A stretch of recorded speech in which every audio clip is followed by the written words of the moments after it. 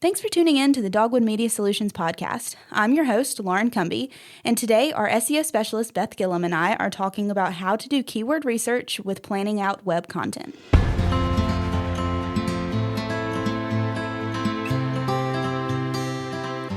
Hi, and welcome to the Dogwood Media Solutions podcast. I'm your host, Lauren Cumby, and today we have our SEO specialist, Beth Gillum, back in the office. Welcome. Thank you for having me. Of course. It's always a great time when you get to come to the office.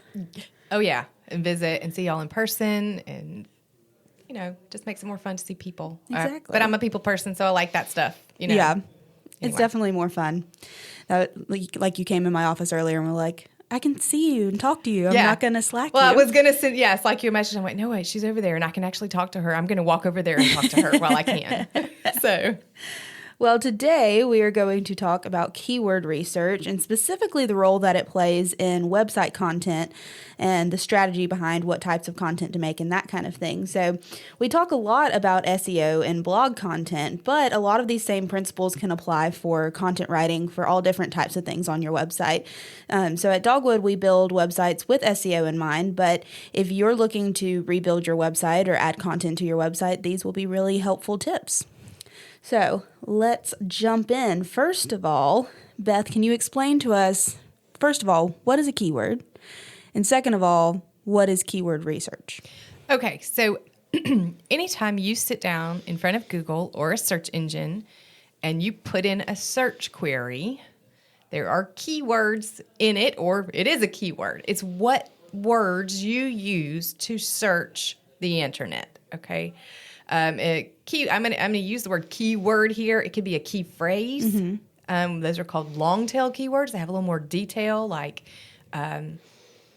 you could search shoes would be a broad one. You could search running shoes. You could search dress shoes. You could search how to repair a sole of a shoe. And that would be a long tail keyword. Right. There's so much detail. So when you're writing content for your website, you want to keep in mind what words are people using when they're searching for my website. Mm-hmm. What words do I want them to use? And then plan your content around that. Because if you have the answers to the questions they're asking, they're going to visit your site, hopefully take action, and give you some business. Mm-hmm. Yeah, and one of the main reasons that this is so important is because we have industry words that, we use internally, and we all know what that means, but that might not be what our potential customers are searching for because they're not in the industry, right? Exactly. Yeah, you've got to, and one thing I tell people is, hey, think of what are the questions that you ask or that you answer for your customers. Mm-hmm. What words do you use when you're explaining your answers to those customers? Because those are the things people are going to be Googling and looking for in your industry. So. Mm-hmm. So if I'm writing content for my website, how do I start figuring out what to write? What have I written too much about? Is there another side of something that I should mention for SEO purposes? How do I start thinking through that content process? Okay, so when I design a content writing strategy for one of my clients, first, of course, I do an evaluation of their site. Mm-hmm. What words are they currently ranking for? What words would they like to rank for? Mm-hmm.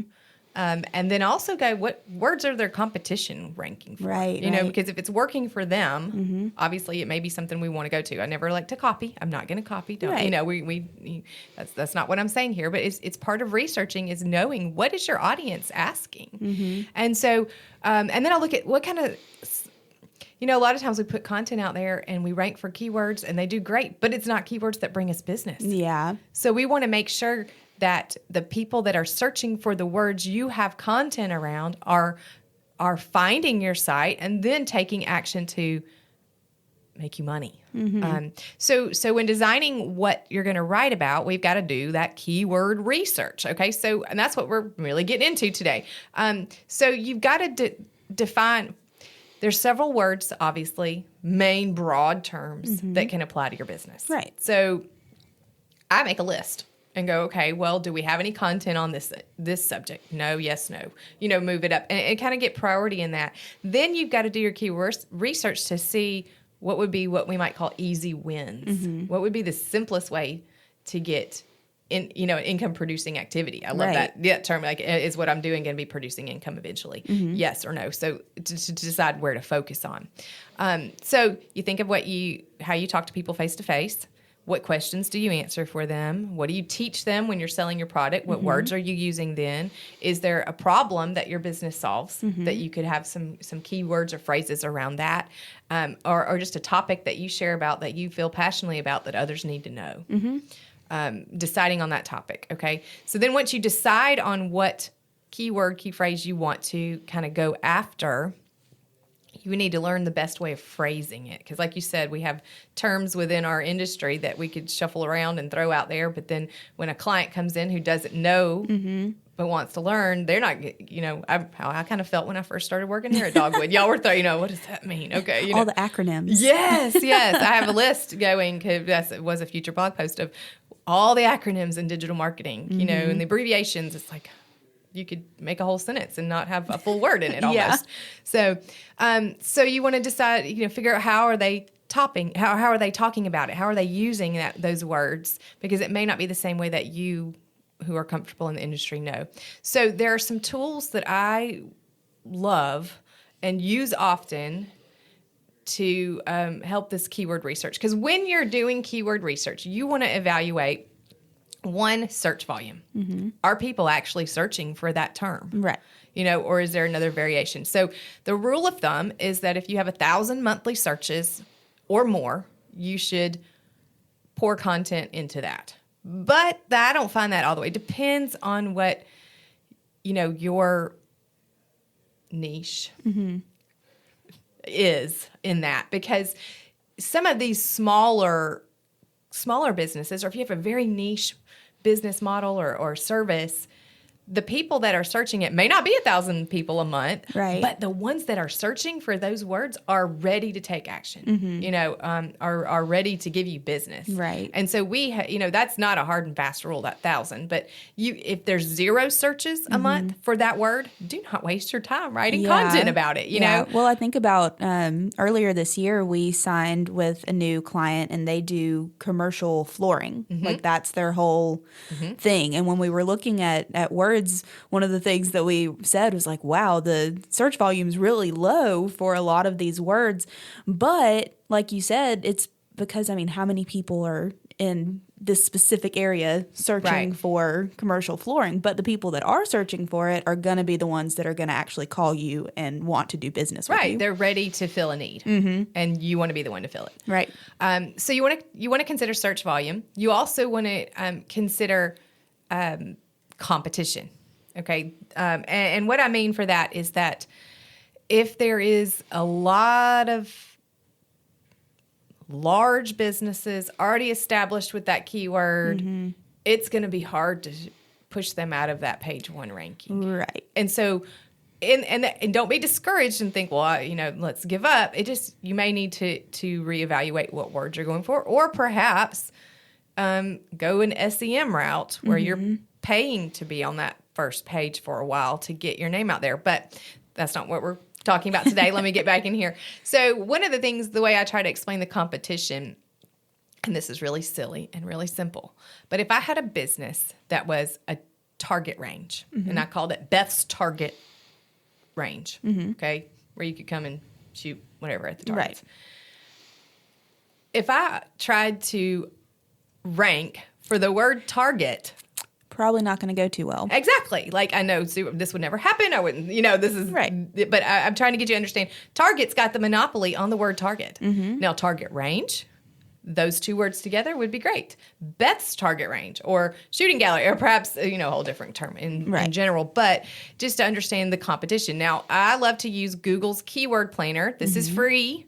Okay. And it will tell you all of this. Okay. And they also tell you a whole lot more information when you put in. You can put in any kind of terms and it'll give you those terms, the search volume, the competition, also the change over the last 3 months or year or however long you want to know, because you want to know. You don't want, just because a keyword's hot right now, it may be declining over the past months, or, you can decide because you don't want to put into work if something's not, right. People aren't searching for it. But that's really good for holiday themed things, dated kind of concepts.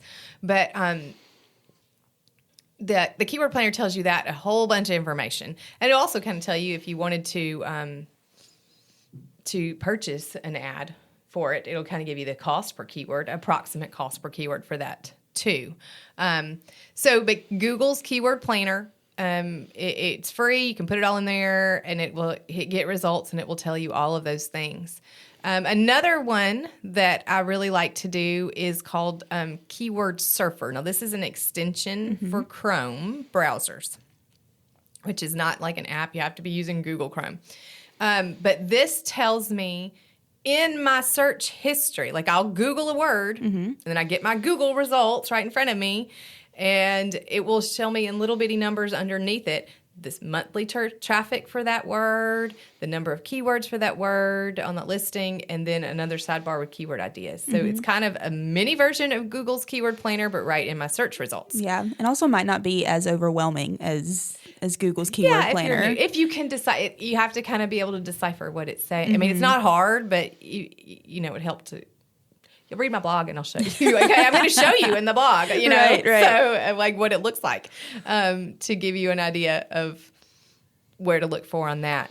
But the simplest way to do some keyword research is just to Google what words you want to do. Now, I would like to use an incognito browser, and this kind of takes away any influence that you might have had from previous searches. But Google the words you think you might want to write. See who's ranking for it. What kind of content are they ranking for already? Do they make a list? Is it videos? Is it a lot of pictures, images in their content? Then, that's what people like.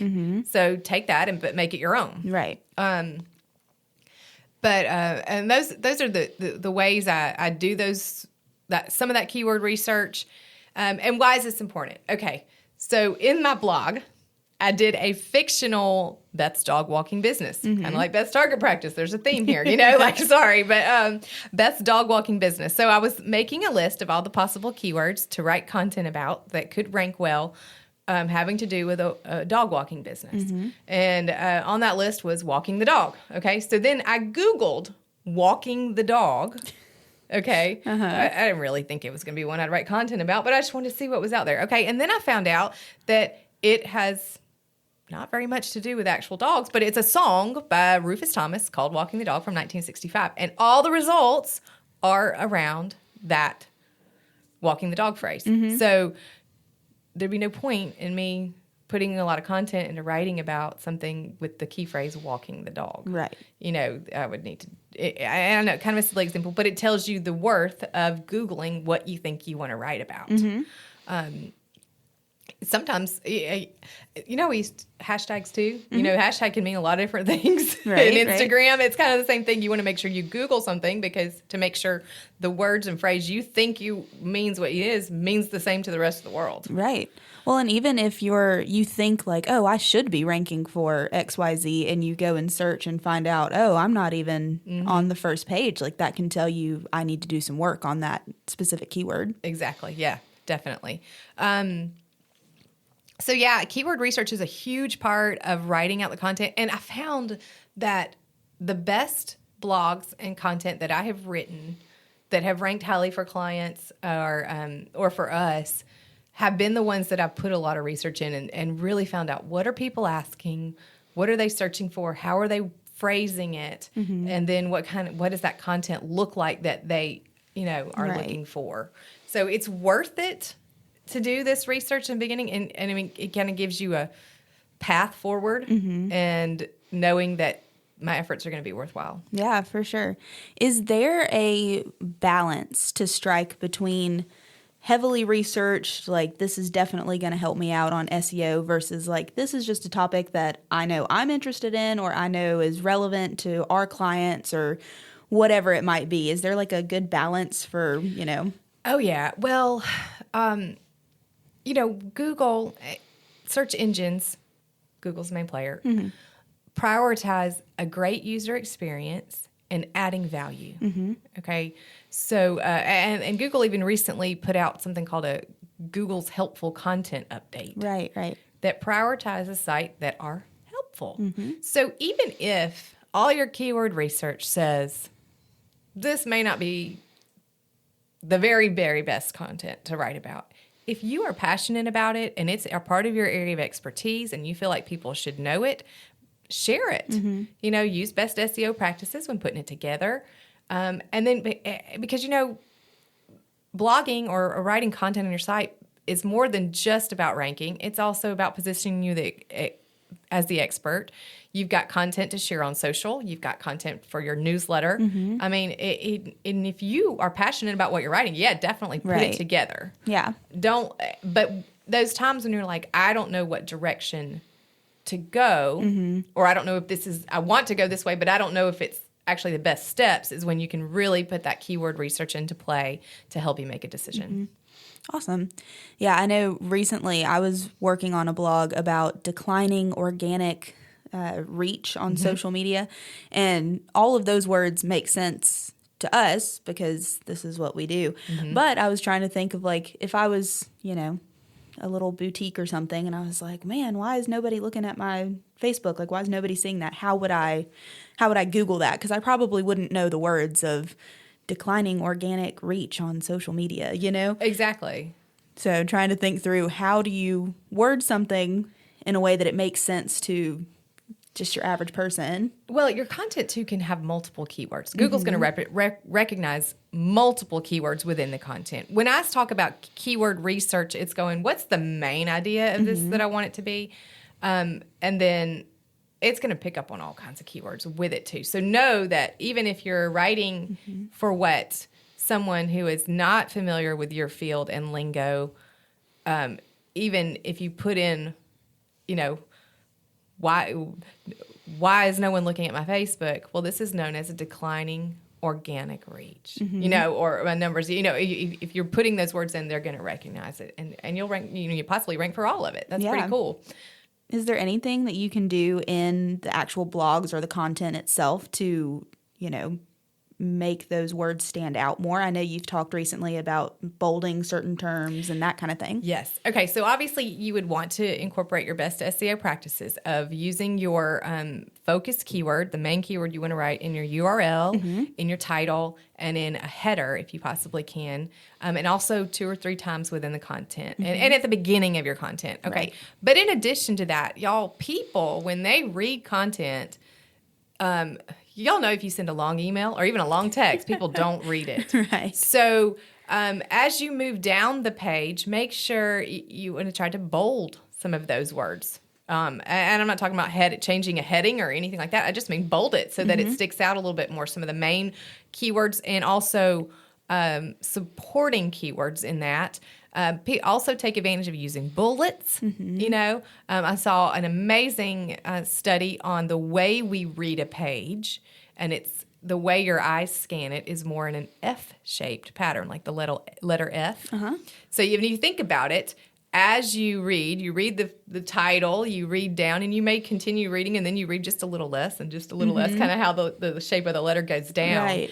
And the scientists scanned people's eyes as they read content and showed it up like this thermal graph, and it was really neat. And I thought, okay, so how can we adjust our writing to make sure most of it is seen and shown up, and read by people? And part of that was incorporating shorter paragraphs. A short paragraph for search engines is 10 sentences or less.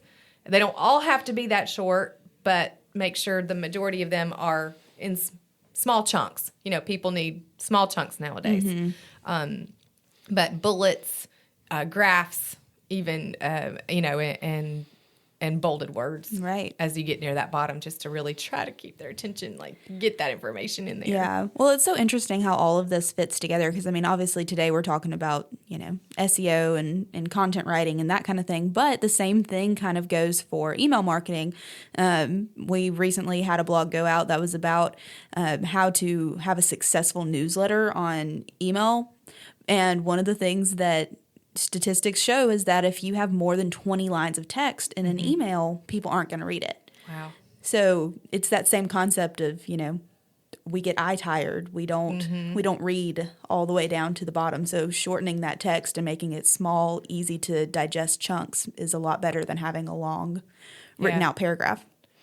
Wow. It's neat. One of the things I do when I talk to my clients is I go, hey, I'm going to send you this report, especially your first report, and I can write out all the information on how to understand the report, or we can have a meeting, right? And I can explain it and show it to you. Which would you prefer? Trying to go, if I send you a long email, are you going to read it? Right. Or do we need to have a meeting where I can just show it to you and give you the quickest version face to face? Right. Yeah. I've found that a lot of people like both. Yes. Because they like to go back and be able to read, but then also hear it in person. But yeah. Oh, that's super interesting. Very helpful. This conversation has been super helpful for me, just remembering as I write things for Dogwood and for other clients and that kind of thing. Was there anything else that you wanted to hit on real fast? I don't think so. We're here. If you're like, I don't want to do any keyword research, I'm not going to do that. Let me do it for you. Okay. Yeah. I would love to. I really get excited about these kind of things in a real nerdy kind of way. But also, we have lots of content writers here at work and we all know how to do this keyword research, but we also enjoy putting together content to share with your audiences, positioning you as the expert and providing value and hopefully ranking well on that, but also doing all this kind of behind the scenes work of that you may not know how to, and analyzing the data. Right. That can make your eyes cross if you stare at it too long. But, we'd love to do it for you. I would love to do it for you. I enjoy it. I love researching and learning all these new industries that we get to write for. So, let us know. Be happy. Don't feel like you have to do it all yourself. Yep, exactly. Well, with that being said, if you want to contact us, you can head on over to our website. That's really the best place for you to get in contact with us. You can reach out directly through the website. You can also find all of our social accounts linked there as well. And you'll also find tons and tons of blog posts that have been written over the last 4+ years at this point. So there's tons of content there for you to check out and learn a lot from. You can also find our podcasts there. And if you haven't already, please subscribe and leave us a review. That just helps us to reach the right people.